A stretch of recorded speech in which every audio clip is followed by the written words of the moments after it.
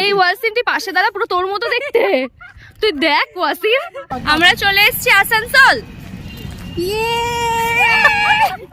যদি আমার কোনো চেনা পরিচয় থাকো আমার সাথে দেখা করো। কেন? আমি এখন 2 দিন থাকবো। মানে ওর ফ্রেন্ড ফলোয়ার্সদের বলছে। 14ই ডিসেম্বর সকালবেলা সবাই মিলে হই হই করতে করতে পৌঁছে গেলাম আসানসোল। আমরা এখন খাচ্ছি, শ্রীকন্যার বাড়িতে পৌঁছে গেছি, খাওয়া দাওয়া আমাদের শেষ হয়ে গেছে, এরপর আমরা ফ্রেশ হবো, ব্যাস টাটা। আর ওয়াসিম বলেছে বলে আমরা ভিডিও বানাচ্ছি।